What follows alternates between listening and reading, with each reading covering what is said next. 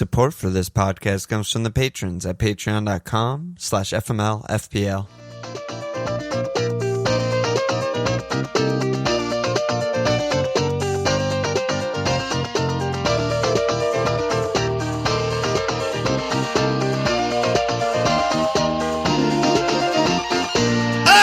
Okay! Welcome to FMLFPL Milan. It's Walsh. Here we go. Budget pod, cheap guy pod, final preview type of thing, and then Thursday My Life, and then we're live, brother. Yep. It's true. Yep. So Thursday pod is our like premium paywall Thursday My Life pod, but this episode, the first one of the season, right before the season starts, we're going to give away for free, and then every other one will be behind the paywall, so yeah, that'll be good. Yeah. That's a Patreon thing. Yeah, Patreon thing. And we don't even talk about our like Patreon. We don't do ads because it's fucking annoying. Because it's so bad at this. Yeah, we're just too. I don't know. Like, because we both get so tilted when the pods we listen to spend the first 5 minutes on ads, and it's just like I can't do this. But the only other thing I wanted to say before we dive in is I'm gonna Twitch stream on Monday the next 3 episodes of All or Nothing Spurs, and then definitely going to Twitch stream again on Friday, just like FPL shit, our teams, day before the deadline and stuff like that. So that's a thing. Should we start like last time and just start with any relevant transfers and stuff like that? And then go to the let's just do the players and the budget, because I think we're gonna probably try and split like 30 minutes.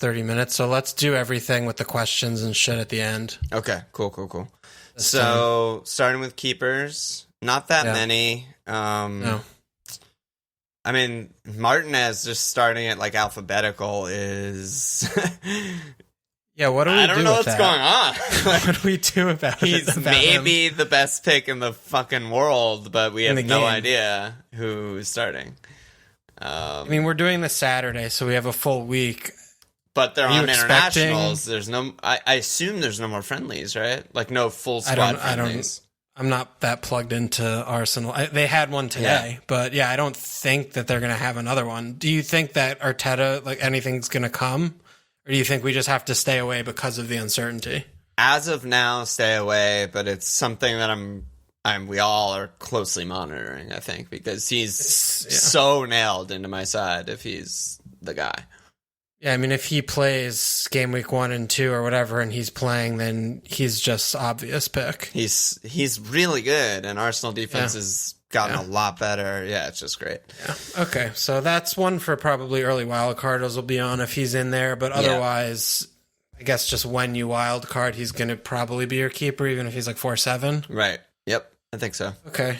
And I mean, again, right, we're just talking about Arsenal defenses looking better under Arteta, and they, 4-5 route in, that's nailed. Keeper's pretty no-brainer. Yeah, and it's going to be weird integrating all the new players. I think for every team, it's going to be different amounts of time until they're comfortable and different amount of time until the 11s are nailed and whatnot. But they got better center backs on paper. These guys are supposed to be good and supposed to be better. So eventually, better than Mustafi? Yeah, believe it or not. So we'll see.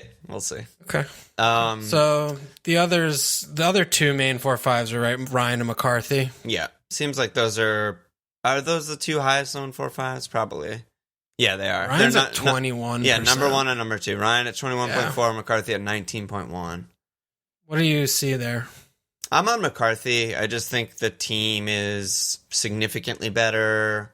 The opening fixtures, to me, are a little bit better. Button is no longer on Brighton, so it's no longer like the reason to get Ryan is because they have a 4-0 backup. Although, apparently, their backup's going to be this guy Walton, who's back from loan. Maybe he'll be 4-0, maybe not. We'll see. I think he would if they put the backup back. All I know is Carl Darlow is 5.0, so okay, Walton could be 6.5. I have no idea. Okay. Point premium. But yeah, I don't know. I just like McCarthy. I like the fixtures a lot. I mean, the first 4: Palace, Spurs, Burnley, West Brom. I don't think any of those are bad. Spurs being the worst is not terrible. But are we that short-sighted on fixtures for keeper? No, but maybe the only time we are is the beginning of the season when we know a wild card's coming. Yeah. Okay. So that's what I was personally thinking. That's fair. Yeah, but you've been on Ryan this whole time, right? Yeah, I've been on Ryan. It's partly because I like him probably kind of the most, and also because I haven't really thought that much about it until like this morning. I also haven't, yeah. Yeah, but the main thing I like about Ryan a little bit more is that it looks like he's going to be doing the 3 at the back thing, and White's better than, I mean, from everything I've read and seen, White's better than, Webster and Dwonk, and, put him in there as well, and playing with 3 at the back.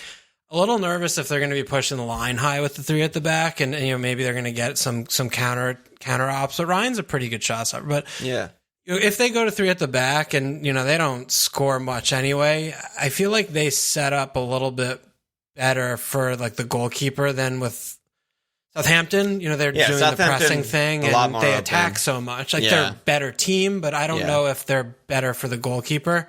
Like I like KWP. We'll get to that, right? Because he had that 3 assist game a couple years ago, and he's like playing really far forward, whatever. But you get that output as well. So I don't know. I like McCarthy a lot too because he made a lot of saves last season when he came in. He's good. They're both good. I think they're both good. Yeah.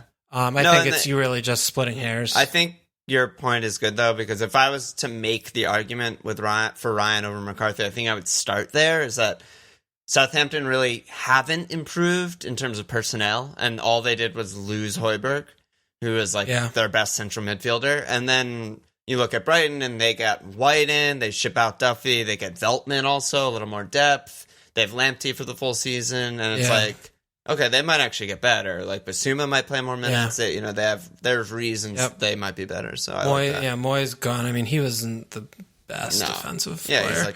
He's like his motor was just running out at 60 every game. Yeah. So I don't know. I like Ryan there, but I also am still thinking about Johnstone. Like I haven't thrown that out because it's the most like thing I would never do. Like, is it time for me to start doing something I would never do? Because Etheridge, Losel, last year, right, Sheffield United came up, like Wolves up, like there's a team, and everyone's talking about Leeds being the team, but for goalkeeper, it's to me a little bit of a different story, right? I don't feel like Leeds are going to kind of be playing in that Southampton way of pressing and doing that thing, which fine, I don't know what they're going to do, like if they'll be successful or not, we'll find out, but like West Brom and Fulham, like Rodak even too, right? Like Fulham and West Brom fucking suck ass. Yeah. And they're going to be hoping to scrape 1-0s every game. And they can't play. They're just going to have to just they're going to be like firemen every game. I mean, these guys will have those 13-point crazy weeks a couple times this season. 10 saves and a cleaner. Yeah. But the thing with Johnson, I don't think that when you have that many pen saves, like he's like 45% or something, that's not a fluke. That's not lucky. Yeah, that's could be a skill. Could be a real skill. And if you have someone like that who makes 3 pen saves, I mean, that's like 30 points. That's like 20 or 30 points. But like, even if he makes 2, which they're going to probably give up pens because they suck. They still have like a Ghazi and shit, right? Yeah. They're going to give up some pens. So, if he stops 1 or 2, I mean, you're already play. I mean, that's 8 points every pen save. So I like Johnstone and Rodak. Like, I think that those teams that are just going to be really shitty, they're going to be parked. They're going to be hoping for a 1-0 or 0-0. That's what they're going to do. And they're going to let up shot. They're going to make saves. I don't hate either of those picks, Rodak or, Hector's good over at Fulham. And they were, I don't know. It's hard for me to hate any of the 4-5s really, because I just think you're doing the right thing. You're going 4-5. Yeah. There's not going to be a lot to split them up, but the other worth mentioning, I think, is Heaton, who, as far as we know, is just out through like maybe October. And Romero, I think they got Romero today. Did they actually confirm it? I think it sounded pretty likely. Well, that'll fuck everything up, because I was going to say they might have 4-0 for like 2 months. Yeah, no, that's something. If that is the case, you could definitely put the goose egg up for 1 game week and then just I mean, we don't know if it's Steer and Island, which one's going to play really right now as the time we're recording this, but you could definitely do that. If they don't get anyone over the line by Saturday, you could roll the dice there. You could definitely do that. Yeah. That's it on keeper, I think. Yeah, I think that's good. So going team by team on defenders, I mean, it starts in the same spot with Arsenal. They have Holding at 4-5. They have Saliba at 4-5. Saliba's Yeah, it seems like Holding might go. There's a lot of rumors, him to like Fulham and Newcastle. Yeah. I'm just nervous with Saliba because it seems like the only way he's going to play is if they're playing three at the back. And, Right. We just don't know. We don't know yet what he prefers. Too much unknown. Williams, like everything's just too new. So same with Gabriel, the new guy. I mean, Gabriel definitely is going to play over Saliba at this point. Yeah. Well, but David Luiz doesn't look like he's going to drop him for a 10-year-old, right now. Right. That's all I'm thinking about with him. So it's just an avoid, I think, for now. I think, I had Saliba in a ton of... Yeah, I had Saliba in a ton of tinkers at first because it was like, okay, this is the guy. And then, like, doesn't start Community Shield. And then they buy Gabriel. And we still don't know what system they're going to play. It's a little bit, like, I'm not sure. Yeah. There's so many... I think this pod's going to go a bit faster than the others because there's just so many bad teams and bad picks that we're basically going to skip. And the reason I bring that up is because next alphabetically is Aston Villa. And yeah. Well, Villa was an interesting one because we were talking about them a lot in the restart. They were having elite defensive numbers. And, Target, was attacking, and House had really good XG numbers and shit. But... we were talking about Villa more, and it's still that thing where I just don't believe that when they are 0 points on the board, tied for first with every other team, that they're going to be able to focus and keep cleans for 90 minutes when their team is bad. Right, like they did in restart when they were complete backs against the wall fighting fighting relegation. So and they have a couple of good fixtures starting off after the blank. They have home Sheffield United and then at Fulham, and then they have a couple tough at Leicester's a great fixture, but Liverpool's not as good. I mean, it's not great for a Villa defender. I'm not gonna yell at anyone who has one in part of a rotation, but I'm just kind of sour on them compared to some of the other 4 or 5. Yeah, and we'll get to Taylor probably soon, but is it worth getting a Villa defender? Neil Taylor? Yeah, Neil Naylor. We're on Neil Taylor. Tell me about him. No, I mean, it's just not worth it also to keep one of these guys for a blank. To me, none of these guys are like a 4-5 I want to build around and hold. It's like I'd much rather have a blank City, Iowa. Yeah, exactly. Well, now it's Matty Cash. Fred's just where's Matty Cash from? Alabama. From Birmingham? Yeah. He sounds like he's in Mortal Kombat, Matty Cash, but Johnny Kane and Matty Cash. Yeah, exactly. He's 5'0". Cage, not Kane. Yeah. But so Villa basically skip Brighton, and then so we talked about Ryan, and I really like Lamptey. Yeah, I love Lamptey. So I'm very nervous about Lamptey because what are you nervous about? He played March there. Yeah. Well, so Lamptey's he's at the youth nations. No, he was on the bench last game. Oh, really? Solly March played left wing back, and he played Veltman at right wing back. Oh yeah, and Lamptey subbed on. He's still 10 years old. Yes, he's very young and very small. If I'm getting a Brighton defender, I'm getting a center back.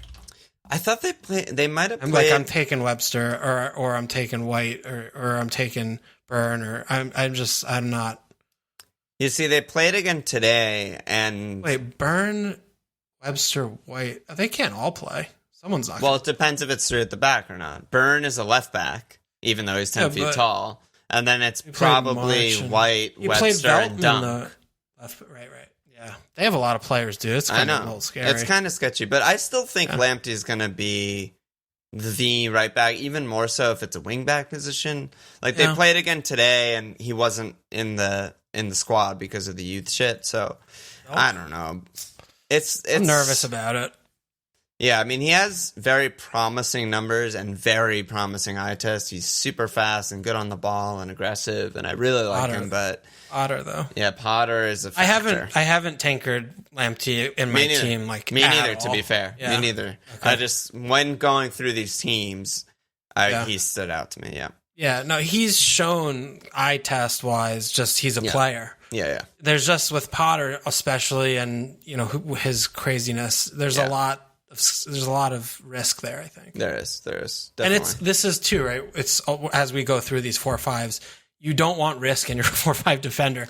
You don't want to be spending transfers on your 4-5 defender. Yeah, exactly. Ever. So it's tough. Yeah. It's a tough one there. Yeah. And to be fair, also, some people asked about it in Discord, but I haven't looked myself at all the specific rotations that might work out. But there's a lot of people on like Reddit, Twitter, everyone who have it worked out or just do it yourself on the season ticker. But I don't think we're specifically going to talk about specific rotations, right? There aren't really any banker 4-5-4-5 rotations. A lot of them are including, like Sheffield United as part of a rotation. I see.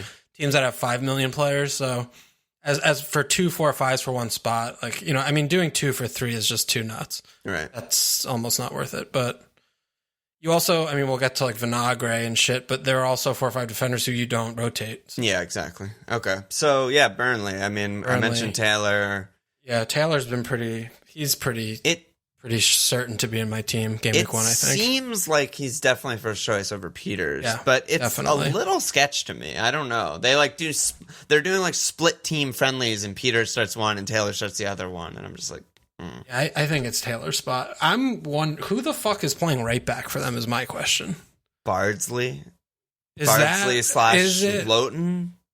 They're going to fight too, right? That's like another split, maybe? He doesn't rotate the defense. Like, he plays the player. But last year he did. Well, there was injuries. But he gave them long runs, and then someone got hurt, right? Like, he wasn't it's back every other game. Yeah. Yeah. Because, Taylor, I still like I don't think Peters is going to be playing over him.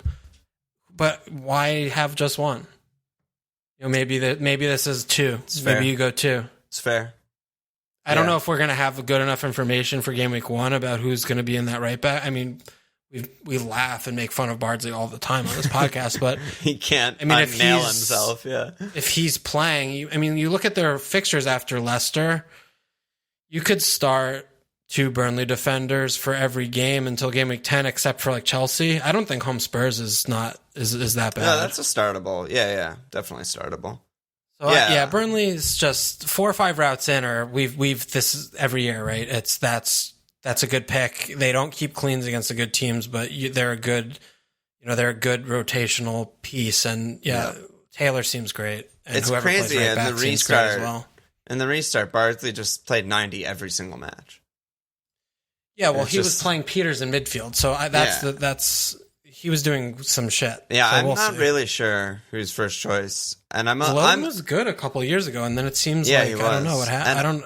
I don't know. I'm a little sketched out by Taylor Peters' situation. I don't feel it's like 100%, even though I think Taylor's feel fine, way better. Yeah, I feel fine with Taylor, dude, because Peters is also really old, and he's bad. He's fucking bad at defending. Yeah. Taylor's good. Yeah. I like Taylor. Every time I watch them, which seems to be all the time, I feel like I always watch Burnley. He's fit. He has been playing in preseason games. Yeah, he's good. Yeah. All right, Palace. A lot of flags. God, so I think Ward is nailed for a bit. If speaking about rotation type of guys, they have rotatable fixtures. They have Southampton, Manchester United, Everton, Chelsea, Brighton, Fulham, Wolves, Leeds. I think you don't want any of those 4 fixtures, though. Those are very bad fixtures. Yeah, that's true. Actually, I look at home Southampton, and my brain is like, cool, but it's actually pretty good. It's not pretty bad. And then home Everton has just been made a lot worse too. Yeah, that's true. That's true. Yeah, but in general, though, we're not going to revisit this topic that much. But I hear you though about the rotation. Yeah, Ferguson's young. Like, got him on a free. He has some sort of knee injury. There's no return date. For now, Ward is nailed, but we both are probably on Mitchell, right? Because I've been playing with no 4-0 defender, but if I do have one, it'll probably be him. I saw PVA some pictures on the pitch today, so that made me a little nervous. Right. So Mitchell, we think likely for game week 1, but maybe not beyond that. Yeah, and Riedewald also plays left back, but he's been playing in midfield because we're short there. So, Mitchell's also a little child. So, obviously this is a short-term pick. PVA's going to walk right back into the team the minute he can play 90. Right. That was an Eric B question, actually, though. He said Palace really struggled at the end of last season, still have a lot of injuries at the back. What do you expect from them first few game weeks of the season? Are they still a defense you're not excited having your attackers face? And we kind of talked about that, I think, on last episode with Ings, right? Yeah, I mean, it's just Kouyaté and Dan is not a good center back partnership. It's such a, I know this means nothing to you, but it's such a FIFA partnership. Like, just putting some big guy out of position. Like, yeah, he'll go do a job, but like in real life, it's bad. It's really bad, you know? So, yeah, it seems bad. You know, it seems if we're playing a 10-year-old at left back, Joel Ward, who can't get over the halfway line, a midfielder at center back, and someone who is second, fifth choice behind Martin Kelly. Yeah, it's not good. It's just it is bad. It's even really though we had nothing to play for after the restart, it's fucking bad right now. It's really bad. Yeah, we could get Dwan. Yeah, you don't want a part of this. You really don't want a part of this. And which is why Mitchell. I'm seeing him in too many teams. Honestly, it's just too many teams. He's in too many teams because I swear the fixture ticker is fucking us though, right? Because home Southampton, it's like nice, yeah, I'll slot in my 4-0 for home Southampton, but like Southampton should win 3-0. They should not have that column with the red and green things. Well, they can do whatever the fuck they want. Fixture difficulty rating. They just make this shit up. Everton was a 4 last year. Like, I remember there's weird shit every year. It's just like... Okay.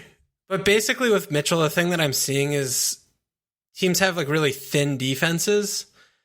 And after Trent, it's like Trent maybe a 5-0, then like 4-5, 4-5-4-0 or something. Yeah. And you're going to be spending a transfer in defense soon if you're going with that, I think. 100%. So that's where, you know, if you find the extra 0.5 to just jam another 4-5, I think that'll probably be decent. And, you know, I'm sure we'll talk about this, but, you know, we have international break right now, and the game week 1's in a week. You know, game week 1 team sheets could be carnage. So if you've got 4-0s and shit in your team, Mitchell could also just not play. Like, he can all of a sudden Milivojevic is back from fucking Serbia or wherever and you know, and Riedewald's playing left back because he's an actual adult, you know? There's so many things that could go. Schlupp could play left back. Like, there's things. There are things. So, and Mitchell, sketchy. Everton have the 1-4-5, John Joe Kenny. I think it's just worth mentioning because we both agree Seamus is on like a steep decline at right back. Yeah. They didn't bring back Sidibe. It just might be Kenny's spot very soon. And we both like Everton and expect them to be good. So that might be really good. You go to Schalke, you learn how to play. Exactly. I mean, I like that shout. I'm not seeing him talked enough about because Coleman, the name is, Coleman, he's great. He's not good. He's not good anymore. He's just not good. He can't play. He's old, playing the most physically demanding position in football. You know, Kenny could be a thing. Yeah, I think I really like him as like if I was gonna pick some sort of 4-5 who might be nailed in everyone's team and be like incredible value, like he's up there in a month. Me. Yeah, he's up there for me. Okay. Fulham, I don't want to talk about Fulham. Fulham are really bad. The one funny thing I noticed in my research is Michael Hector. Fulham fans call him Virgil van Mike. It's good shit. It's fucking good shit. Leicester are kind of... So, take it away. Haven't looked at them for 1 second. Me neither until today when I was looking at transfers because they got Castagne from Atalanta, who can play on both sides. Yeah. Nick said, what's the issue with Justin as a budget defender? Leicester fixtures look fine. Are we concerned that their defense is shit? Yep. I'm not that concerned their defense is shit with most of the guys back healthy and, you know, but... So they don't have. Well, they replaced Chilwell and Pereira's still out, but Ndidi's fit. The center backs, I think, are fit, right? Isn't Soy Boy still suspended? He's not flagged, so... Okay, so I guess he lived them out last year. Evans is suspended, so it'll be like one game or something, but... Okay. I don't know. Justin or Thomas, whichever one starts, could be a guy. Whatever. They fucking suck. Their so hard to evaluate for me because they were so bad at the end of the season. Justin and Thomas individually are not Premier League players. Horrific. Either of them. So if you get one, that sucks because you have a shitty-ass player and they're the weakest link in the team. Yeah. But they're still a team that I expect to keep double-digit cleans. Yeah. I also... Like, when we compare, like, Leicester to, like, say, Burnley, like, I think Leicester will keep more cleans. I don't think that's, like, a controversial statement. The difference is most of Leicester's players are way more expensive, so we go for Burnley guys. But one of these guys is probably going to play the majority of the minutes. Pereira is still just, like, very injured. So it might be good. Might be good. Evans is out for the first 3 games. That's an actual big deal. Wait, really? Yeah. What did he... Did he get a violent He got conduct? a red. Yeah, he got a violent... Was it violent conduct? Yeah, he's scum. It's Manchester United scum. That's awesome. I fucking love that. I don't know, dude, Leicester. I'm seeing Justin in teams. I'm just saying that, like... I don't see it. Yeah, Evans being out for a month is really bad for them. And the first 2 fixtures are, quote, good, but they're, I don't know, fucking Leicester. Leicester suck. Yeah. I don't know. They're probably one I reevaluate for maybe game week 4. Home West Ham, home Villa. Evans back. Dude, we know who's starting. That's good. Let's try and quicken this. Oh my god. Okay, are you looking at any leads, guys? They have really bad fixtures. Dallas and Ayling are the guys, they progress balls up the flanks and they're good numbers in the championship and shit. The problem is the fixtures, right? They have home Fulham game week 2, and then you don't want to start until game week, and then Wolves 5. I guess you could start that, but bad fixtures. So that's a tough one. So I think it's a stay away. You just wait and see, maybe get one later. Yeah, I'm seeing one of them in teams, I think, because people are really short term. Like, okay, game week 2 is such a good start, so that'll be okay. Which is fine. If you're okay with that really early wild card, and if that's something that you want to do, okay. But I'm sure like Dallas and Ayling or whomever in their defense, after we see, or even Koch, who just came over from Germany. Yeah. If we see them playing well, and they could be mispriced at 4 or 5. Like if they are going to be the Sheffield United of this year, whatever, the Wolves of the season, then those will be good picks. So keep an eye on them, the thing that's really deceptive with Dallas is he played half the season in central midfield, and that's where he got like all of his goals. So people are like looking at his stats last season, like, oh my god, this guy's like a fucking attacking monster. It's like, no, not really at left back. Like, didn't do that much. So, that's he could play again out of position, possibly in midfield. So we'll see. It's definitely one that I'm monitoring again for all the reasons you said. They're supposed to be really good. They're supposed to be one of the best championship teams in the last decade. But their fixtures are so bad, I'm very comfortable just missing them. At worst, what are we talking about? I'm missing 1 clean if they clean Fulham? Like, sure. And then I'll jump on them. Someone also on Discord was talking about Alioski, that he's like, wears the 10 shirt, and he's Cam. I don't know anything about him, or really, I don't know anything about him. But if that's the case, he was on the bench a lot last year. But if he's an actual attack, he could be Lundstrom 2.0. I don't know if he gets in the team somehow. I like his first name. I think he has the actual Ezgjan. Yeah, I think he wears the number 10. I like that. So I don't know why he's a defender. He got 5 goals, 3 assists last season. Yeah. So I don't really know much about him. Yeah, me neither. That's all I know. Newcastle. United's all backups. Newcastle have some guys. Yeah, let's move a little faster. We're almost done, actually. Southampton. Yeah, let's go to KWP is the one, right? So I love KWP. Similar sort of to Lamptey to me, except he's 100% nailed. Lamptey maybe isn't. But I was looking at stats to try and match what I see with my eyes. Because, like, the thing, we both use XG all the time, but XA is a lot sketchier because I don't believe in XA. Yeah, there's so many factors that need to happen for XA to even register, versus XG is just a shot. So it's like I look for different things than just XA, and one of the things with KWP is ruling out non-starters. He passes into the box third most on the team behind Stu and Redmond. So he is just putting the balls in the box. He's just all the time. That's his job. You You want that player. Yeah, Ings and Che don't ever pass. They just shoot. They're just box strikers. And so you like a very aggressive, very high up fullback who's constantly trying to get it to his two strikers. Yep. And he's good. He passes the eye test. Like, I don't know. He's bad at defending.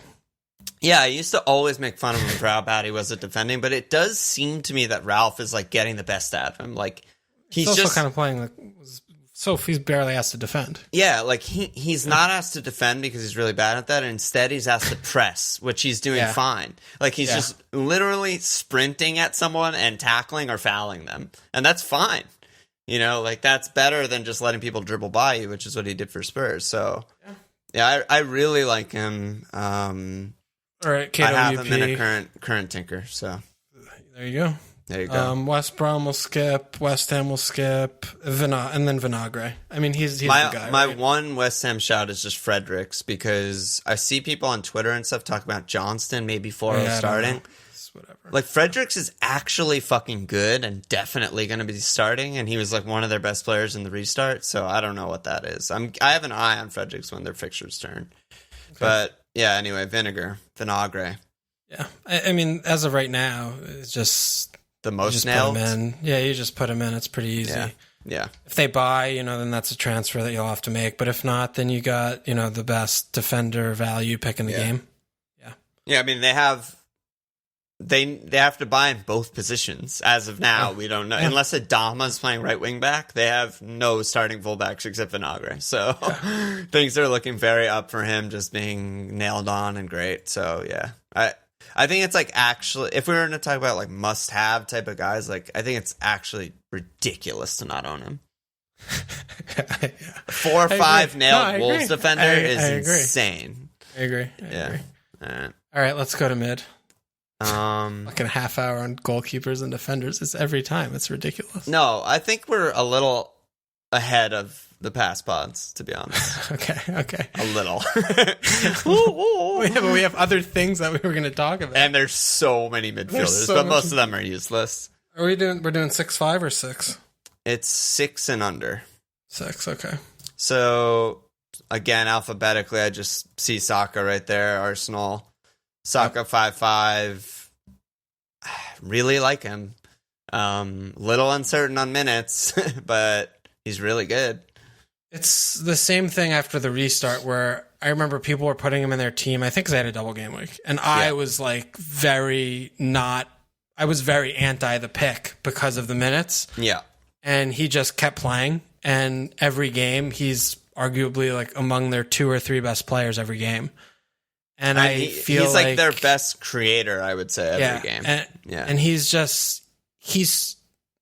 obviously better than other options they have.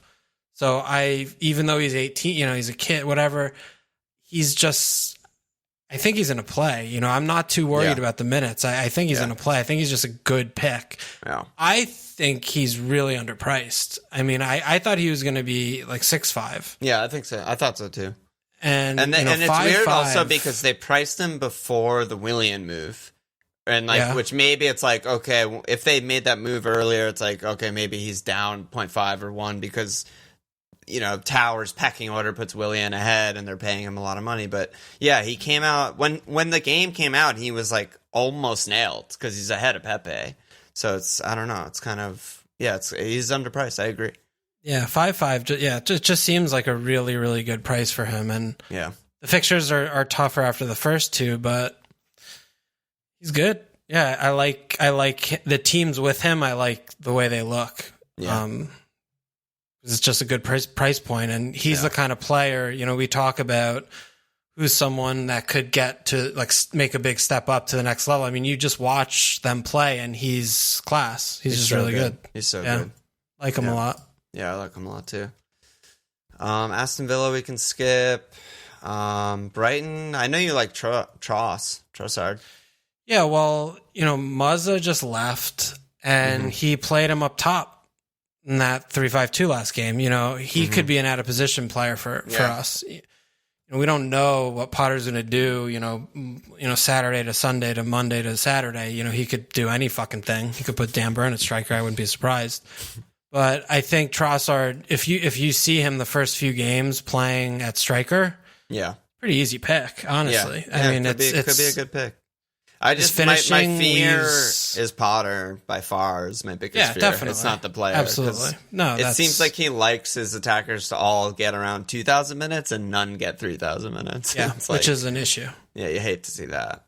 But that's a different, and first year he came over from fucking Belgium. He's like that. That's a trial by fire, and that's a tough transition for any player. So, this could be like he's like a post-hype sleeper, big time for me. Yeah. Where last year people were talking about him, he was a little flashy, he had a couple really good games, couple nice goals, but no one's really talking about him this year, and he's definitely flying very, very low under the radar for not good reason, in my opinion. Yeah, he came in with a middle part, so you could see how far behind he was. It was 1998. Chelsea skip, Palace skip, Everton skip, Fulham skip. Well, we talked about Eze, I guess. Yeah, Leeds has Not a pick. Hernandez.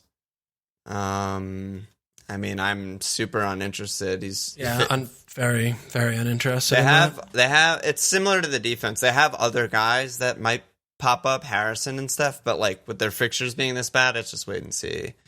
Yeah. Leicester, no. Liverpool have Keita, who I think people have talked about a bit. I don't know. I still think it's a big wait and see, and no idea what it's going to be in terms of minutes distribution. No idea if Thiago is going to happen. What are you waiting to see? Because if he starts a few, but then he'll miss one, and then he'll start a couple, and he'll miss one. Right? That's going to happen. Maybe, but he could also start one of the first three, and then it's just a full stay away. That's possible as well. I don't know. He's obviously the best attacking mid in the squad, no question. He gets in the box. He passes into the box constantly. He could be really good for 5-5, but it's just so risky to me. It's like I have no idea. Yeah, there are other safer 5-5s, I guess, but I really don't mind that punt at all. Yeah, we have our wild cards and stuff. So yeah. City and United, no. Newcastle have St. Max, who I guess some people have, and Almiron too. Like, where are you at on St. Max? I think because a lot of people like him, but they are in shambles right now. The team. Yeah, I'm just really worried about the team. They look like they're going to be whipping boys. Honestly, they don't have a striker. They're losing 4-1 to League One teams, and it's okay. Gale out hurts them so much. Carroll is so bad. Joe Linton can't play striker. Yeah, I feel I'm worried about the team. I still think St. Max, he seemed like he turned a corner post restart last year, where he was converting his dribbles and take-ons into actual chances and chances created and doing end finished product things. Yeah. But I don't know. I got colder on him as I thought more about Newcastle and watching these results come in and no striker things. Yeah, I mean the thing is, it's like I know you hate Almiron. I think he also stepped his game up and at the end of the season and he actually scored some goals instead of just getting big chances and not scoring. But the thing is, I just don't expect the team to score a goal. It's like, if you do, and you think the team's going to score goals, they're okay punts because, they could be a part of it. They don't have super high involvement, but they're okay punts. But they're definitely punts. Nothing more than that, because they're on one of the worst teams in the league, and they don't have a striker. So, I don't know. I've seen people arguing for them a lot because they start off with West Ham and Brighton. It's like, I don't know. To me, they're significantly worse than those teams. Yeah. So I don't like it. Okay. Sheffield United has Lundy, but no, he's not even nailed. Southampton have some guys. Yeah, Stu and I'm seeing JWP in a lot of teams. It's very baffling to me. I hate the JW pick. JW. So I just said JW pick. Wow, good job by me. JWP. Shortcut it. He's never been an FPL option. He's so much better IRL. He's not involved in many goals or FPL points. I really, really don't understand or like that pick at all. Yeah, it baffles me. Yeah, it's very confusing to me as well. But Stu, on the other hand, I think is probably the safest 5-5 in the game. in terms of like you can start your season with this guy and it's probably not going to be a disaster type of thing. Yeah, I mean, he's the very like prototypical one return every 3 games kind of a player to me. And it's just going to be if he holds up with his fitness. He's like that peripheral he's like a Southampton coverage pick, right? Like he's the guy that's cheaper. That's going to be like the 3rd or 4th most involved, but you're paying, you're getting what you pay for. Yeah. Where like, Ings and, if Adams or whoever's playing next to him are going to, and Redmond even, right? Yeah. But at 5'5", he's a good player. He's a good player. He's just not that exciting, I think. I do think he has a little bit of upside though. Because like, I don't know. He hasn't played that much just with fitness and stuff, and Southampton haven't been good for long. They've been good for half a season since he's been there. So I don't know. Don't get me wrong. Shoots a lot and stuff. I feel like there are a lot of like low, like outside the box stuff though. Yeah, he does have that like knack for making a nice run once in a while in the game when it offers, but his role is kind of to like facilitate and keep things going. And yes, he's a good player, so he's he's going to get some returns, but he's not going to be getting volume I think you need from someone like that's like to me. Saka to me is clear echelon, way above the other 5'5" picks to me, because he's an actual elite player, and he could do something like 6 goals, 13 assists this year, and I'd be like, he's fucking amazing. Yeah, I think he could do that. But I think Stu's minutes are much more secure. And if you just look at like, because he's never played more than 1,700 minutes for Southampton, which is what he did last season. And it's like there's a world where he can. Yeah, he is. He is. Yeah. But in his games, like his goals per 90 and stuff is good. Like he projects out as like a 10 goal, 6 assist kind of guy or something like that. Yeah, he could do like an 8 and 8 or a 9. He could be 1 and 2. It's possible. Yeah, so I don't know. I still think he's really good. I agree with the safety and the good fixtures and shit. And the team is really good. Like we forget that like they were way better than a team like Arsenal since restart for attacking. That's like fair. Not even close. No. Yeah. So what do you think about Gineppo? Do you think he's going to come into things this year? I had him written down too because I don't know. Redmond is still just really bad. He's not though. No, the thing is, like when you watch them, like he presses and stuff. Yeah, he's very hard to replace, I think. I don't think Gineppo, after playing 100 minutes and getting a yellow card every game he played, you remember that? Yeah, he's amazing. I don't think he's ready to do that. Maybe in the second half, but yeah, he's probably not. But I think he's just one to monitor because he has the skills and stuff that we've heard about, but haven't really seen that much. Like I remember he scored like a couple worldy, really sick goals and stuff. Yeah. He's very he could be a player. Yeah, and they have Buffal back? Is that real? Is he staying? Yeah, maybe. I don't know. I fucking love him. Yeah, Buffal is always a sexy guy. He's on the Walsh 11 bench. They just like 12. Don't buy anyone anymore. It's really weird. Well, they have the smallest bone. They don't need anyone else. Yeah, they did buy a defender, Salisu or whatever. Yeah, he's supposed to be good. He's a kid though. Oh, really? So maybe not. Well, they were talking about him pushing Bednarek for I think he's left center back. I think he's lefty. Okay, so but I think he's pretty young, so I don't know if he's not going to start. So KWP, then Stevens and Bertrand would be the nailed ones, and then maybe Bednarek or Salisu. Okay. Yeah. But yeah, Stu, I'm interested. Spurs, no. West Ham have Pereira and Diangana. That was surprising that happened. Yeah, even Mark Noble tweeted like he was like really upset about it. Whatever, he's probably like in charge of the carpool with him or something.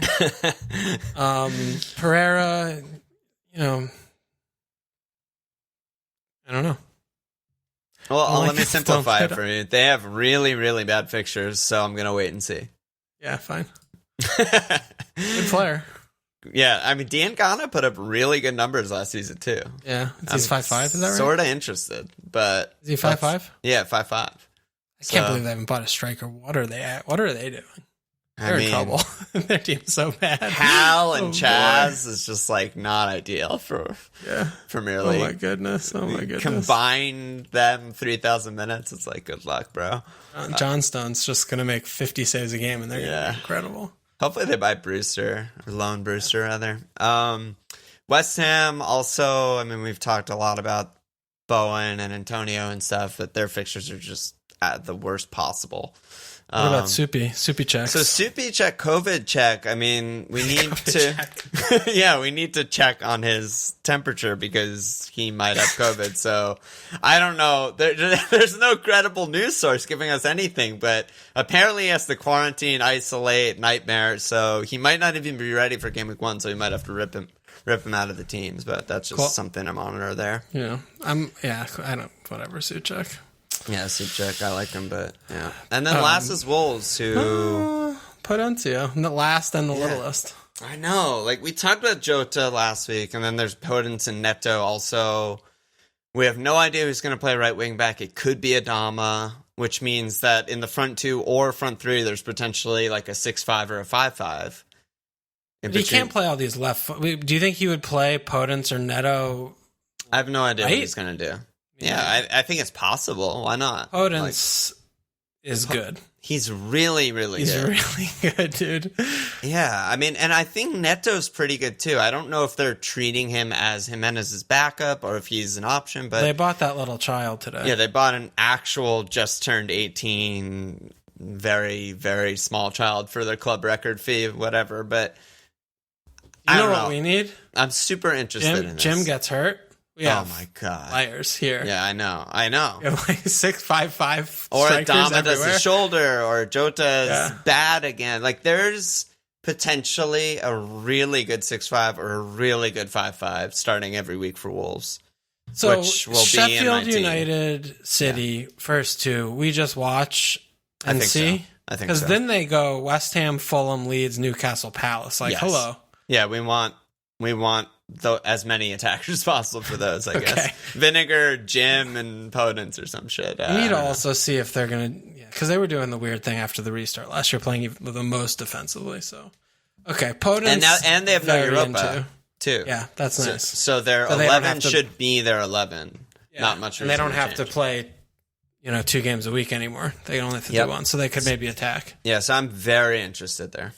Okay, Wolves players in general just seem mispriced. Yeah, I mean, they're like all of them. I don't know. What's their floor? Except 8th? For Patricio. What's a nightmare worst season ever for them? 8th? 9th? 10th? No, like 10th, I think. Yeah, like so even saying their absolute worst case is 10th and their best case is maybe 5th, they shouldn't be priced like this. Yeah. No, they're priced like they're going to finish 12th or 13th. Yeah, it's crazy. Okay. And then forwards, there's very, very few. Great, because fuck. We're not even at an hour. We're totally fine. We have other things to talk about. I know, but we'll get there. So there's Nketiah. What's the deal with him? I don't know. Seems sort of not that good. Yeah, I think he's like sort of promising. I think he's does a lot. Yeah, I think he does stuff that Arteta likes, which is run around, like Jordan press, Ayew, work but his ass off. Yeah, maybe. He is really young, so he has that more maybe upside, which Jordan Ayew can't say. But I don't know. I'm not starting my season with him because Laka's still there and shit and whatever. What are they doing? Arsenal. They just keep buying. They're not selling anybody. All they're doing is buying everyone and firing their entire fucking front office. Well, they freed up a lot of salary when they fired like 55 guys. It's so embarrassing, dude. It's just shameful. Yeah. No, they loaned out a lot of guys. I don't know. Mitro at 6. Insane to me how many people have him. Is he really popular? I haven't looked. He's almost like what's his 27.8% in everyone's team. Wow. Insane. He's on one of the worst teams. Who creates a chance for them? Fucking Cabano or whatever. Joe Bryan, dude. Joe Bryan. Like this, the team is so bad. It's insane. I mean, the thing, yeah. Like if I didn't have previous with him, I could understand it because it's like, okay, this guy's just going to get every shot on pens. Like, he should get double-digit goals, like, whatever. But we know it's basically the same team, same manager, same situation. They weren't, like, much better last season in the championship than they were the last time they got promoted. It's the same Mitro as far as I can tell. So, yeah, I just don't want to part at all. It's going to be, I don't know. I think he'll probably finish around double-digit goals or whatever, but do you really want to hold that for your entire season? He's going to be so inconsistent. Yeah, it's just, that's the thing is, okay, he's going to get his 10 to 13. Yeah. But when, no idea. Yeah. And he's still going to get less points than Laporte. He's still going to get less points than, Van Dijk, Doc, pick your fucking anyone. He's going to get less points than so many other guys, and I don't get it. And there's no upside because the team is really dog. Isn't. There's no upside with him at all. There really isn't. Yeah, I think he gets less points than Saka and Stu Armstrong even, who are 0.5 less and have upside on way better teams. It's like, I just don't understand it. And like I said, I had previous with him, like, I know how good his numbers are, like, we know this very well. We've seen him multiple times in the Prem. It doesn't translate. The 6 to me is Che. I think that's the player. Che is super good. Yeah, that's the player with the big upside of that, hold for a while, and he's overperforming his price because the stats were good post restart. They did pay a lot for him from Birmingham, and he started at the beginning of last year, didn't do it, was on the bench forever, and then he was good at the end of the year. I mean, he doesn't really have much competition for the spot. Schlong's really old, and Bafemi's just a little bit lightweight. Like, he could still use some seasoning. Yeah. They're not going to just, like, sunk cost on Che Adams. Like, they spent a lot of money for Southampton on someone like that. Also, is people keep bringing up his stats post restart. His stats at the beginning of the season were phenomenal. Yes. They were really good. Yeah, he just missed every big chance, but he got a ton of big chances, ton of shots. Was clearly like part of their plans in doing the things that Ralph wanted. And then he got dropped for a while. Maybe he wasn't up to the fitness, maybe he wasn't training well. So something. And then he comes back in and hauls, and I don't think it's a coincidence. Yeah, I like Che a lot.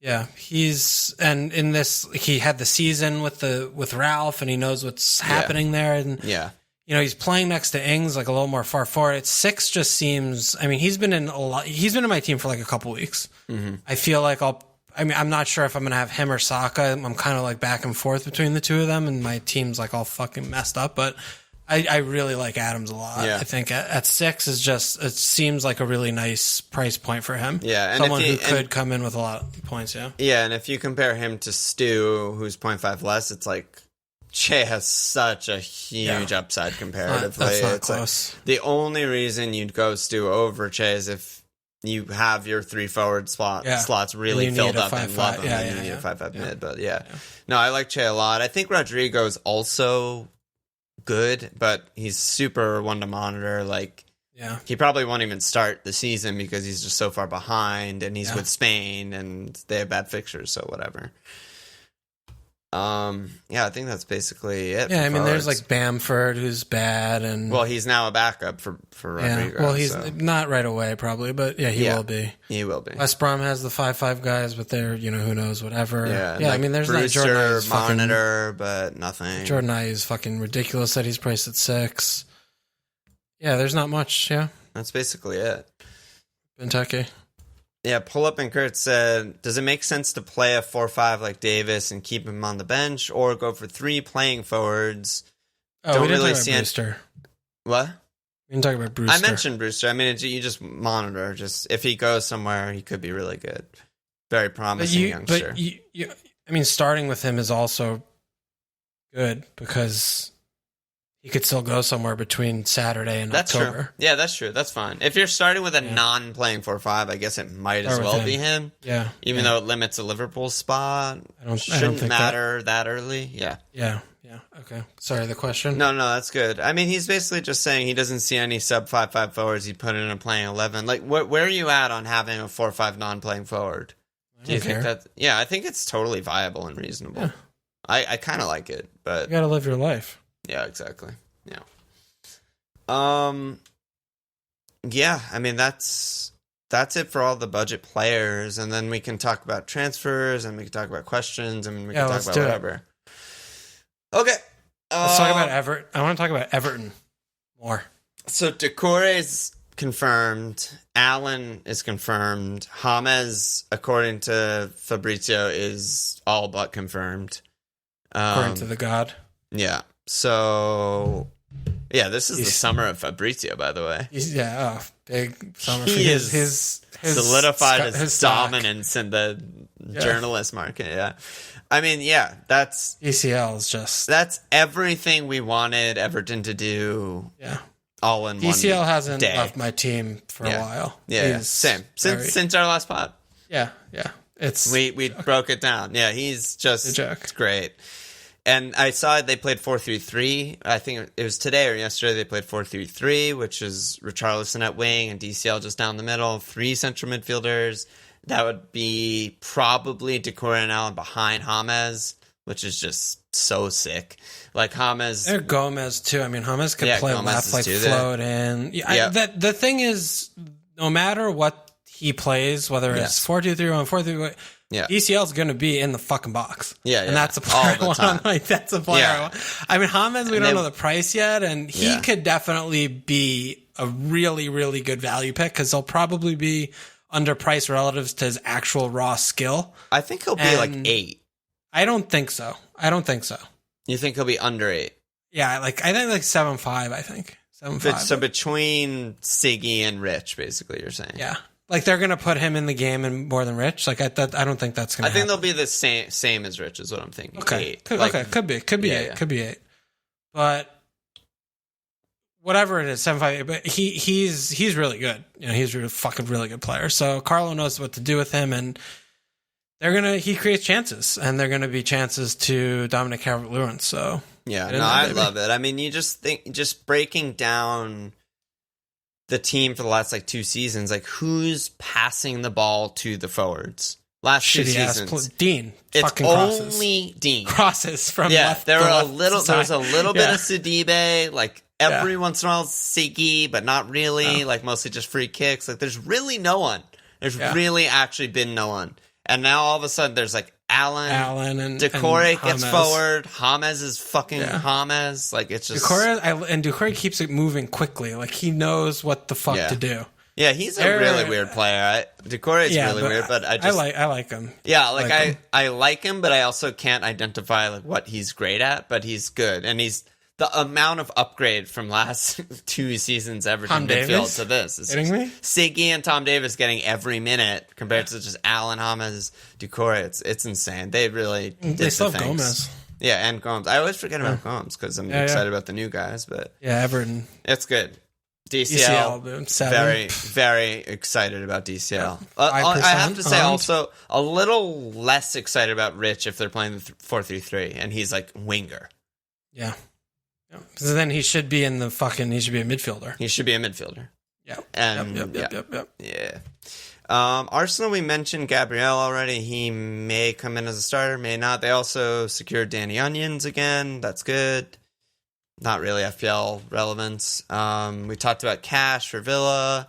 Castane. We talked about where he's from in America. Yeah. We talked about how we don't want a 5-0 Villa guy. Yeah. Castane is 5-5. It's kind of rough. Van de Beek. What do you make of Van de Beek? Good depth. Good player. Everything I can see is he's just a 40 million backup, so that's good fine. Price. I mean, he's young. He could develop. Yep. And then Chelsea. We don't have a price on Havertz yet, but Havertz is done. It's very exciting. It's titillating. It's titillating. It's their front four is just godly. Yeah, the upgrade in talent is unheard of from season to season. It's really astonishing. And the other thing about it too that's so good is Ziyech is 20, 28 or whatever. He's in the prime, but the other 3 are 23 and under. Yeah, they're Werner, like going Kai, into their prime. and Pulis. Yeah, like they're so young, and I mean, this could be like they could have this for a fucking few years, and then they're in their prime. Yeah, I mean, if so you project like 2-3 years from now, like Chilwell's still going to be the left back, Reece will probably be the right back, that attacking four will probably still be together, and like they'll have to refresh like Conte and Kovacic, but like and they need center backs and a keeper, but like Kepa's still young. Yeah, he's still developing. He's gonna make his Kai. So what do we do with Kai though? Because like we're watching that Brighton game, right? And our RLC was like, if that was Kai, they won that game. It's 5-0. I had a thought today about Kai, and I think Lampard just sees himself in Kai. I think he sees a tall, like young, attacking mid who gets a lot of shots and gets in the box and is like, this guy can be my Lampard and score 15 plus every season with the late runs and playing off the striker. So you think he's going to be more of like an 8, like in a 4-3-3 in the midfield as like the extra guy, or do you think he's going to be more like a 10, like support striker? I think he's going to be more like a 10 support striker, and I think Conte and Kovacic are really good to have behind him. They have a lot of passing, a lot of work, a lot of defensive stuff between them. Enough that, they can do a fucking Michaelele and whatever, like Thiago imitation for when Lamps is getting far forward. And like, that just hit me today of like, what could Kai be in this? Because I think anywhere else his talents are like a little bit wasted. Because you want him to basically... good. Yeah, like He's incredible at everything. Actually, everything. He has the size. Still developing. He's still developing. He has the size. He has a big touch, frame. He's a good finisher. He gets on headers. He creates chances. He gets positionally aware. He's good. Run. He's an outlet. He's so he gets open. Like, it's just like everything. And that's why I was like, I think Lampard like sees himself like even more. Like, I feel like Lamps is even more excited about Kai than he is about, like, Werner or the other guys. Because he just thinks the world of Kai and, like, just sees everything he could do. Like, Lamps had those, like, 20 goal-scoring seasons where he was just the man, And, like, I feel like he sees that. I think he sees, like, a flexible, fluid front three with Kai making those late support striker runs and just, like, scoring a lot of goals. Yeah. Yeah, and Werner's the perfect guy for it, right? Like, he can drift wide either side. He can create tons of chances. Like, he's not like a central, like, in the box, taking up space striker. Like, future Germany World Cup winner starters. Yeah. Like, so what are we going to put him in at? Like, do you think they're going to push 9 for him? I don't know. I don't envy that job. I don't want to price him. Yeah, I mean, he's either 8.5 or 9, right? Probably. Like, it's hard to... 8.5. Like, yeah. I mean, if he's 8.5 or 9, I kind of just want him no matter what. It doesn't matter, right? The only thing is he's probably not going to start, like, game week 1. Like, he's not even fucking there. Yeah, that's fine. And they're then they on international duty, Like, yeah, and then they play Liverpool, so that's okay. Yeah. So the thing I think broadly, though, more broadly speaking with Chelsea, is that they are going to be the second best attack in the division this year. Yes. And the players are priced too low.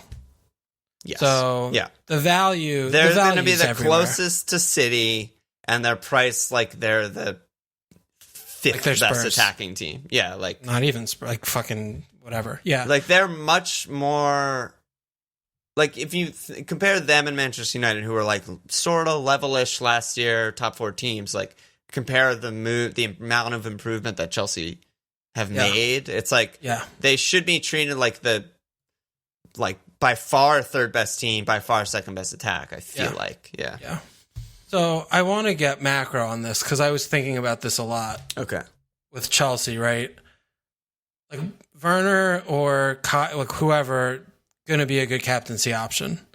Yes. And we're seeing like a team like Chelsea and City and Liverpool, like we're seeing these top teams, like we're expecting them to be blowing teams away. And I'm feeling like the value, like the premium price players, I don't think that these 12 millions are really, necessary.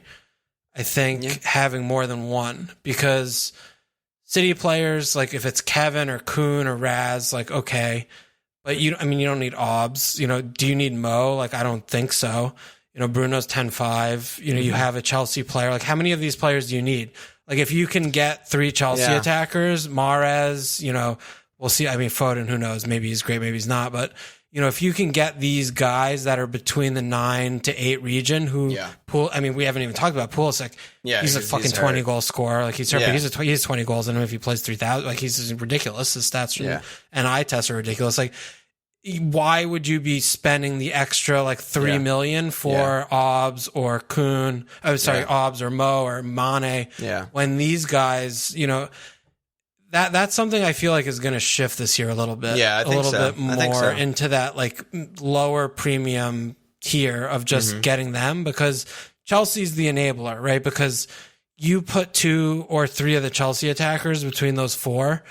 All underpriced to me with what they're going to be doing. Yes. That's a big deal. That's a big deal. It's a lot of money. Yeah, it's a lot of money, but you don't need Mo and Obbs. Okay, game week 1, fine. But just in general, right? Thinking about the season. Longer term. You put Bruno in, Kevin, like whoever you fit, you can figure that out. But I mean, it's basically what I've had, to be honest. Like, I haven't fucked with my team as much as I'd like to this week. It'll be more this upcoming week where I'm tinkering a lot, but for a long time I've had Kev as my sort of I'm not going to touch him guy, and then I've had Obbs, who is definitely going to be touched. That's going to be a fully like rotational captain slot in my team. Definitely touch. I'm going to touch him a lot, and then I have like Werner, Tony, and to me though they're captainable. Yeah, they're 9-0, 9-5, really bankable, captainable assets. So I have this one rotating position of the 12 guys where maybe some weeks I want to double up with Raz, like some weeks I want Mo, some weeks I want Obbs, and then I'm having basically 3 captaincy guys in my team at all times with Werner and Tony. That has been my thinking. I'm still really fucked up about Tony and Bruno. They're just both really good. Fucks me up, man. I know. I think 1.5 is a lot. And I'm just not sure that he's going to score 1.5 times the points. And I love Tony. That's definitely a factor. Like, I love watching him. I love everything about him. Fucks me up. Yeah, it does. It does. But it's that's besides the point that you're making, which is a point that I agree with, which is that Chelsea are super underpriced and that there's legitimate captaincy options that are under double digits, which is not normal and not what we've seen for the last 6 seasons of FPL. Right, and that's the thing, right, where you just said that there are under 10 million players that are very captainable. That's not normal. That's abnormal. So very abnormal thing. Yeah. So, just the thing. It could, this could just maybe complete nonsense, and we're laughing. But I think it's good. I think it's good. I think if you're not going to, like, set and forget, quote unquote, Kevin, like I have, then you really could spread that money around a lot more. Yeah. Well, so another thing with Kevin, though, that I was thinking about Kevin, as usual. City are still going to be the best attack in the league. And absolutely 100%.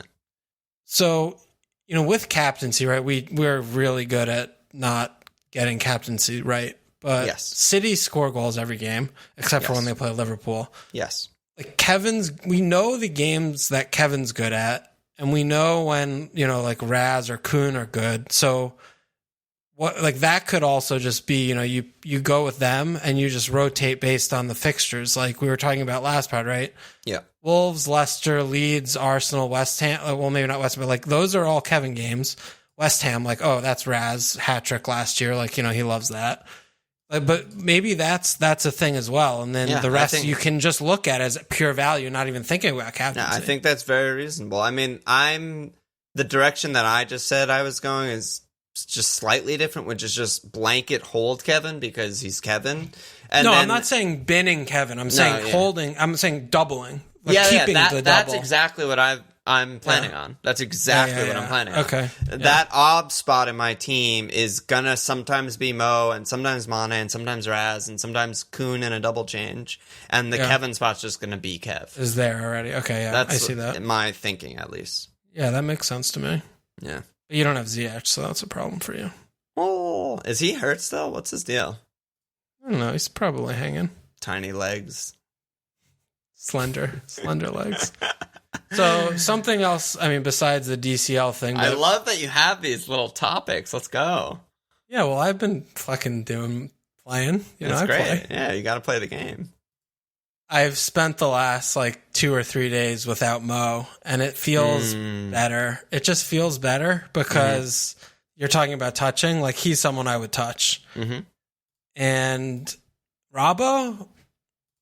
Really good player. I've had Trent Robbo on my team for a while now. For 3 days. Seems good. That's a while in COVID-19 time. And it's like dog years shit. 3 days, fucking 3 months. It's true. Robbo's fucking good. He's very good. And at 7 is, he's... exceptional. Yeah. So I feel like... And I mean, I started here last year. I mean, this was where I started last year with Trent Robbo. And it didn't work great. Well, it did after I got rid of them both or whatever. But it seems like Robbo at 7, I was having a hard time coming up with why you don't want him in your team, because he's a 200-point player. Yeah, the only reason would be if you don't want that much money in defense because you want more rotational flexibility in the attackers. Like how my team is set up, it wouldn't work. I can't have Kevin in a rotational 12 spot and my forwards. That's why it was unlocked when I was like, I don't need 12 million players. Like, it's dumb because all these other guys are the same. Right. It's a thing I want, and I honestly think both strategies are perfectly good. Yeah. Like, Robbo's extremely good, great value, great pick. There's no doubt. And it lets, because I'm pretty sure I want to captain Obbs over the Leeds game, because Leeds just seem like a real team and Fulham seem like not a real team. Yes. And so in this case, I'm obviously not captaining fucking Mo against Chelsea. So there's just, it's what's the point? And so not Arsenal in game week 3 either. Yeah, no. So before Arteta, you always captain Mo versus Arsenal. Yeah. But no, yeah. So that's where I kind of came to, and. Of course, it'll probably bury me because everyone who knows how to play FPL has both Obbs and Mo for a reason. But I have Bruno, so... Yeah. I don't know. I also think Mo has looked underratedly not sharp at all. For a while. Where I think Mane is, super under the radar because he's just so good and looks... He looks better. He just looks incredible. He looks like mid-season Mane, He's just getting all the big chances, all the everything, every game. So, I don't know. Worth shouting. So what do you think about, because I was also playing with Bruno or Kuhn. Do you care, or do you have a big... Kuhn has given me... If I was going to hide one for game week 1 to go with from 2 onwards? Kuhn definitely gives me headaches because I still think 10-5 is ridiculous for him. Yeah. We also don't really know if he's fit, right? They haven't played a game. He just streams on Twitch. So. He just plays Fall Guys, and we have no idea what's happening. But so I don't know. I don't know. I think it's the role more than the player, because if this is your captaincy spot, then I'd rather captain Bruno in game week 2. I'd rather captain Kuhn in game week 3 and 4, probably. Well, I'm going to fuck with Obbs, so I could still go there if I didn't want to get Raz or Kuhn or Kevin or whatever, come game week 3. Yeah. Then I don't know. Because Bruno is to me is like a Kevin. I just don't want to not. You don't want to touch him. You don't want to touch him. I don't want to think about it. I don't want to be worried when I see Manchester United scoring goals in fucking Discord. I just want him. Yeah. I don't want to fucking worry about it. He is a hold all the way. Yeah. I mean that.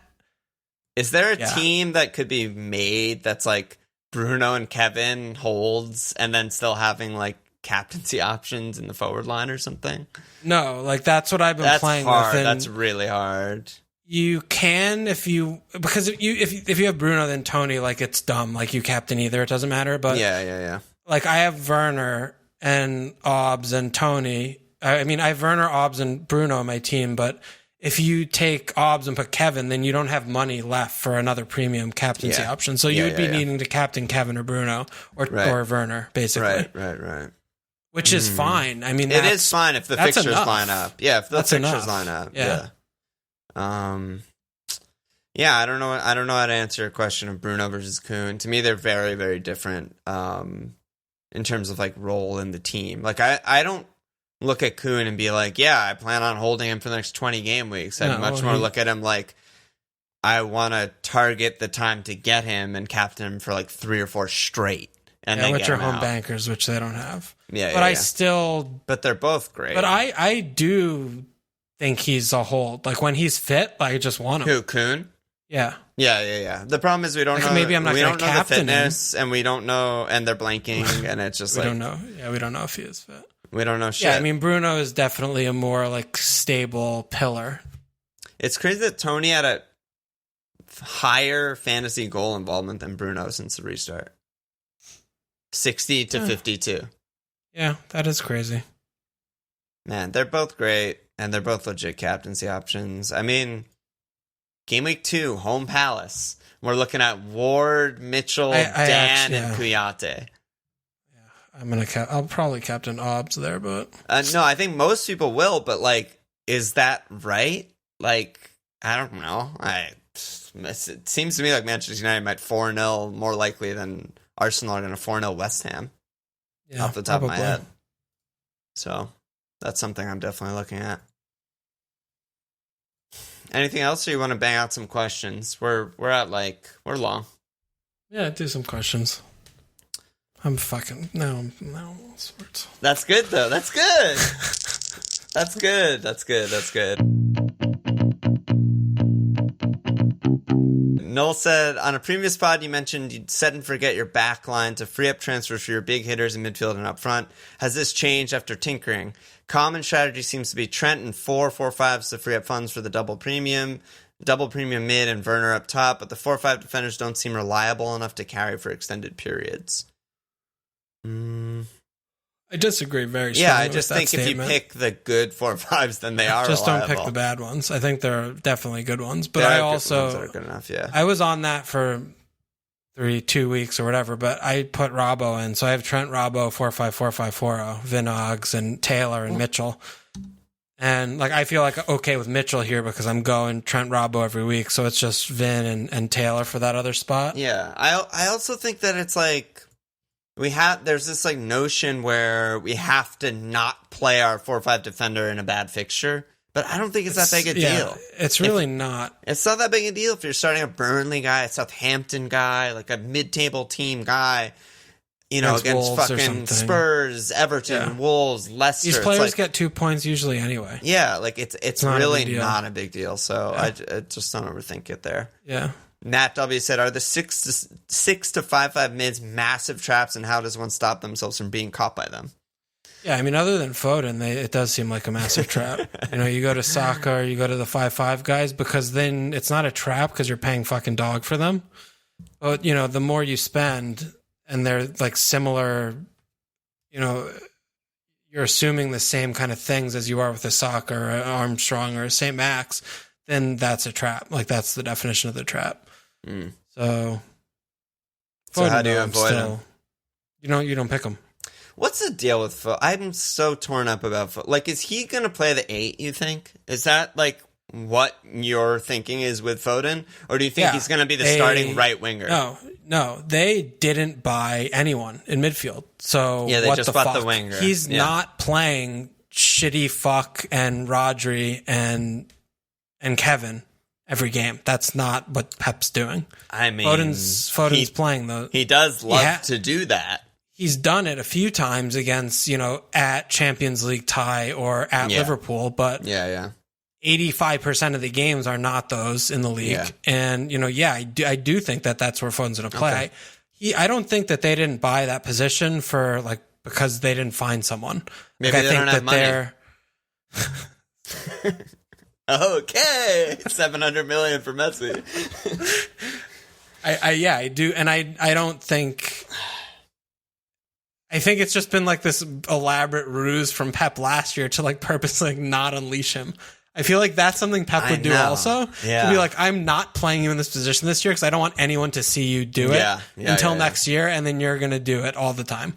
Yeah, I think that's a viable play thing. There often was like my. He played there for like 2 seconds. Yeah, that's where like my fear kind of came from when because I've had Foden in this whole time too, and then I was like, wait, is he like in our heads? It's like he's been groomed to replace David, and then I'm like, he hasn't even fucking played there, like. But he did against Liverpool, and he did a couple other times in substitutes. This is the thing with Foden, like for me, and I don't, whatever you play the game, you're only like, I see the smile on your face already. Okay, no, yeah. Wait. What do you see when you watch him play? Oh, get! Walsh just walked away from his computer laughing. Okay. What's next question, please? No, what do you see when you watch him play? I want to know the end so badly. He's just so fucking good, dude. Yeah. He's so good. He's just really good. He's everywhere on the pitch. His motor is everything. His every pass.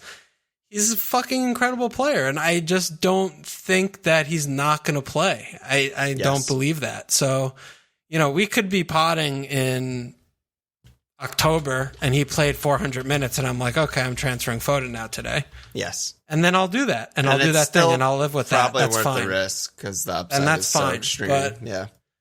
He's just a player that I'm in love with, and I think he's incredible, and I'm gonna have him in my team. I might name this episode, I don't think that he's not gonna play. It's just a beautiful constructed sentence. Seb said, with 4 or 5 mids, should we be looking at players who play 90 minutes every match but won't score? Should we lean towards players that play less and have more potential for returns?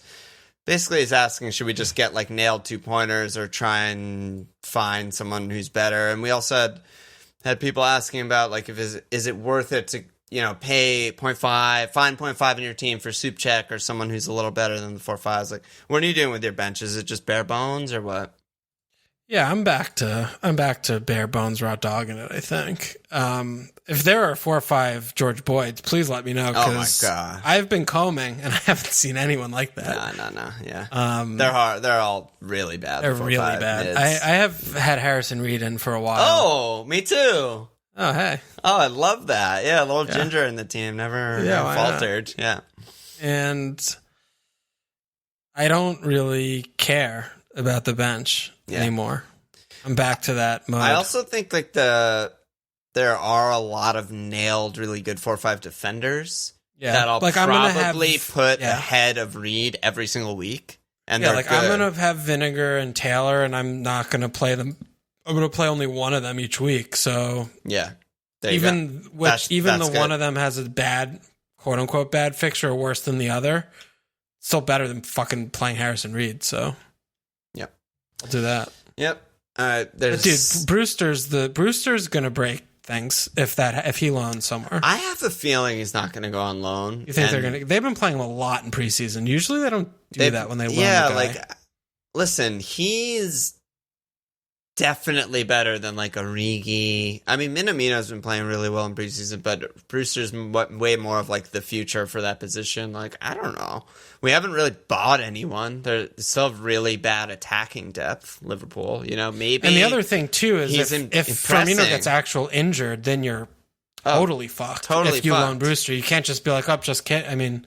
Yeah, that's the thing. So I'm in my head, I'm like, we haven't bought anyone. It doesn't seem like we're gonna buy any attackers. So like keeping him, yeah. Maybe he's good, and then Klopp's like, we need him, just straight up. He's good at pens. Yeah. Oh God, he fucking shat himself so hard on that pen. Even the way like his body shape was just like, ew. Okay, not that many questions. We'll get through this. Brad vibes. Are we overlooking Mahrez? His shots and points per 9 are extremely good. Not a captain option, but I'm thinking he's a cheaper set and forget than KDB. Thinking Kuhn and Mahrez and maybe Phil as my Man City attackers. Yeah. Yes, the community is definitely overlooking Mahrez 1,000%. On paper, first choice should be Raz forward, Mahrez, Foden, Kevin, Rodri. Yes. Right? And that position on the team, no matter what the player's name is, should be 10 million. Right, because they're going to score 170 plus. So it doesn't matter what the person's name or what the face or person is. That's a 10 million FPL asset, right winger. I mean, Raz on the other side is 11.5, right? Yeah. Yeah, Mahrez is definitely a fantastic pick. Yeah. The issue is, right, fitting all these guys in because we have the Chelsea guys, we have the Man United guys. But maybe that's not an issue with what we talked about earlier with maybe not. Like maybe that's the like you can make the team with like 8-5 Chelsea, Bruno, 8-5 Mahrez, 11-5 Kevin, 8-5 someone else, and go like 3-5-2 with like Werner and a cheap guy. Yeah. So absolutely. Mahrez. And that's the other thing with the City players like Mars and Kuhn, right, is that they're cheaper than Raz and Kevin. They're both great. And Foden, too. I mean, Foden's ridiculously cheap, but you can't have Kevin, Raz, Kuhn. Like, that's not, you can't build your team that way. So going for the value picks there makes a lot of sense to me. Yeah. It makes a lot of sense. Yeah, I love Mars. I've been playing with Mars a lot. I've been playing about hiding him also. There's more guys than ever in FPL. It's insane. There's so many guys and good teams. Yeah. Great Uncle Bulgaria. How soupy are you willing to make your opening draft in terms of risk? I'm thinking of tried and tested plus Werner, but I'm worried I'll miss an exciting boat, especially with the early transfers being earmarked to bring in the Manx. I don't know. Yeah, I'm very unsettled on what will be my final team a week from now, but I'm sure I'll have at least one guy in there who I'm like, I think this guy could be really good, but might have to use a transfer on. But I don't know. That also goes against the strategy of like not using your transfer on the cheap guys, right? So that's like the Che spot for me. Like I have no idea. That is what he is. Yeah, he's a punt. Like if Che blanks the first 2 games, I'm just fucking him off. Like I don't care. Right. He's not someone I'm gonna stick with. I think most people probably have at least one guy in their team. Whether it's Che, a 5-5 mid. But it's also obs to me. Like I like that partnership because those are the spots I want to rip apart to get the players in. So I'm happy to have that. Yes. Yep. Like that. And that's why like the Foden, Ziyech, Bruno, those are stable. They're staples. They're solid. Right. David Genford on Twitter. How crucial is it to get your Man City, Man United assets in your team before they price rise? So many people bringing them in after game week 1. I'm expecting price rises for KDB, Raz, Tony, Bruno really quickly. Is it a concern? Yeah. Yeah, it's a big concern. I really think is. The less big concern is that, if I'm seeing everyone with the Mo and an Ob, so they're more expensive. So even if they do rise, the 11.5 guys rise, you're still going to be able to go down to them. So that's a thing to not forget. But 0.5 in the bank's not ridiculous. Especially with how many good players on these teams that you're expecting to rise. Yeah, that's not nuts. Especially like I'm seeing teams with like Ings with 0.5. Like I'm just going to do Martial right after not even day one, right after the fucking deadline. Like it doesn't matter what Ings 6 a.m. does. Saturday. Yeah, like it doesn't matter what Ings does that day. Like he could score a fucking hat trick. You're still doing that move. Like that's not something you're waiting to see what happens. Right. So those are the things I think definitely to think about because you don't want to get caught out. You don't want to have your plan and sit here for 2 weeks planning your team and then not being able to do what you want because of a price change. Yep, absolutely. I like this question, but it's going to be hard to answer, I think. Dying Alone, he said, last 2 pods now, Walsh mentioned that there's 6 plans and you can't play 6 different plans. You need to pick one. That makes a lot of sense to me this year more so than in the past. I understand it all comes down to your personal planning and bias, but could you guys go over what you see as the best 2 to 3 overall plans to navigate the opening 3 to 5 game weeks? So go ahead. Well, I was just going to say like the easiest one that I'm sure a lot of people are going to do is an early wild card. I think that's like the easiest one to talk about and the easiest one to plan for because you're really just looking super short-term fixtures, knowing you're going to wild card in like game week 3, game week 4, and then you reset everything. You don't even need a plan for that, really. Yeah, I mean, just dead ending for a few game weeks and then wild carding. Yeah, definitely. Very easy. But I think also it's just more broadly of talking about like spending transfers in defense, like captaincy plans, rotating premiums, like sticking with Bruno and Kevin, or rotating the mid-price midfield spot, or rotating your cheap striker to find the form player, right? Yes. That's what I mean by 6 plans, right? You can't do all of these things. You can't. Yeah, you can't. You and if you do them all, which I think is probably what we usually do, which is why we're bad, because we want to do all the things all the time. We diagnose that on postmortem as that's part of our problem. Is we try to do it every year. Yeah, like the last 2-3 seasons, more so than before we were potting and stuff like that, was like us trying to be responsible, I guess is the word. Like trying to be like, okay, let's just do the smart thing because everyone's doing it, blah blah blah, but while still being ourselves and being like kind of off the radar and going for like gem unknown guys. And that was a terrible mixture, because then we just end up with like some fuck that we don't like stuck in our team for the whole season, and some unreliable 6'5" that we do like who's bad. And it was just like not good. But yeah, keep going. Yeah, no, that is exactly the thing. Yeah. So it's just figuring out, like, what are you doing? Are you going to be spending transfers here or there, or right? Are you happy with this goalkeeper and you're not going to think about it, or are you going to be taking hits a lot? Are you going to be saving whenever you can? Yeah. And if you're going to be saving whenever you can, you're going to be targeting different players. Right. If you're taking hits all the time, then you're targeting the fixtures and you're targeting two-week game week windows, right? Yeah. So all of that you need to consider, and I think being good at the game. I don't know, and I don't know what that's like personally, but players that are good at the game, they know themselves and they know how they manage their team. That's what I was going to say. And I don't know myself. I'm going to be looking for myself till I'm fucking in the senior citizen home. I'm with you there, but to me, that is what it comes down to: is like A, like what you're good at; B, what you're comfortable with; and C, like what you want to do and what you think is fun and interesting. It has to come from there, because there's tons of different ways people reach like the really high ranks. There's not one way that you have to play that's clearly the best way to play. But you basically are making... The guy that won said he didn't watch a game till January. Yeah, I mean, he's a fucking idiot. He'll probably do badly this year. I don't know. Yeah, but that's the thing. Yeah, like I remember, I think it was the Salah year. Maybe it was the year before that, but I think it was the Salah year where the winner didn't have a Liverpool player in his team the entire season. And it's just like, sure, he's an Everton fan. Why would he have a Liverpool player and he just wins FPL? Like, there's so many ways to win and so many ways to do well, which honestly is why we're still here and why the game's interesting. If there was one best way that everyone did, it would be very not interesting at all. And it's just a matter of, yeah, it's all of those things that I said before, and also adapting to maybe the season. Like, maybe Chelsea are just going to outscore City and just be the best thing ever, and we all have triple Chelsea attack, and that's it.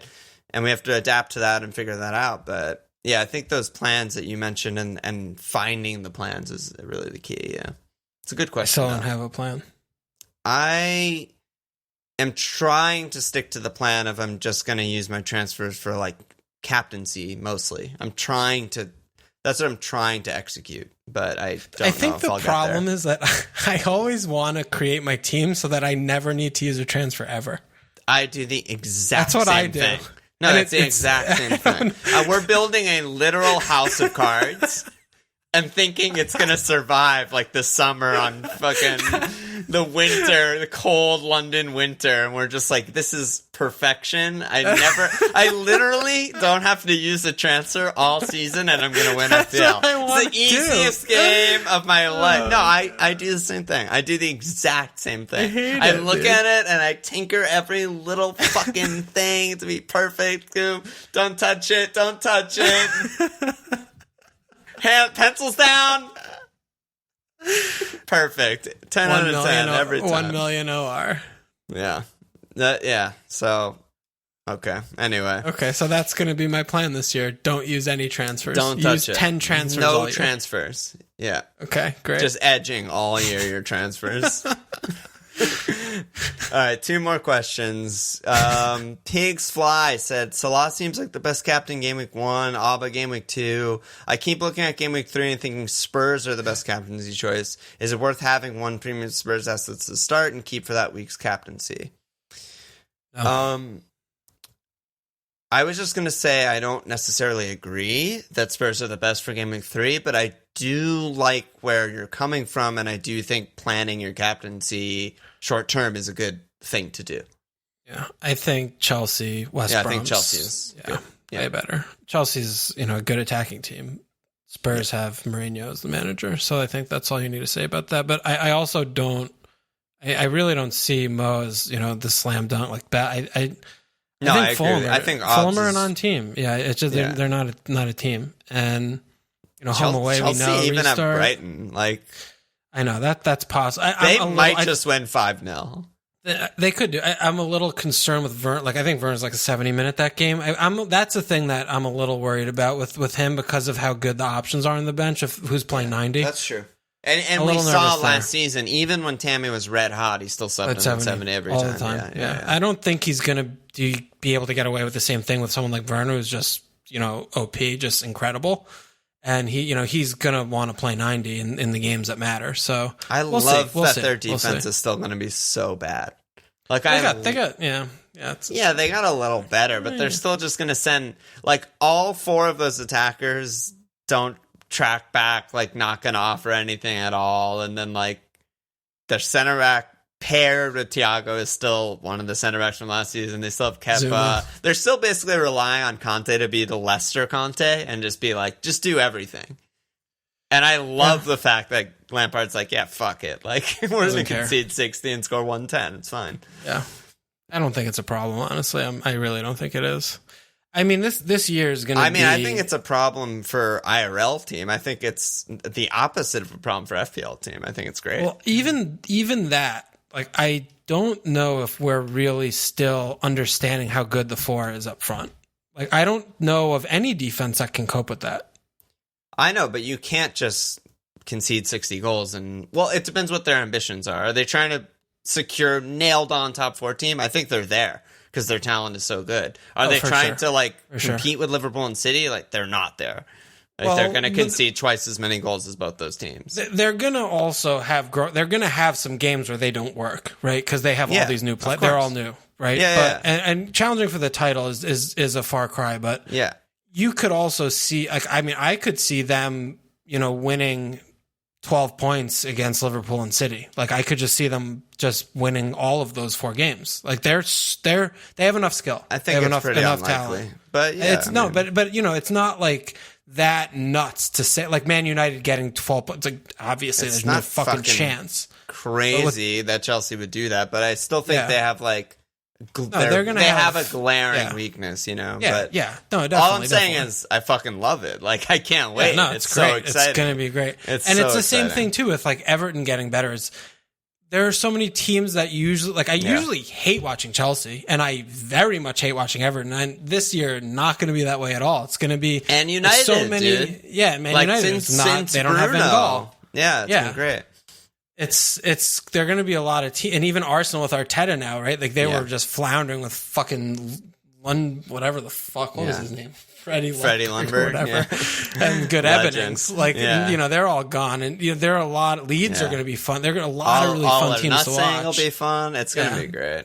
The only team you need to swerve is Leicester, really.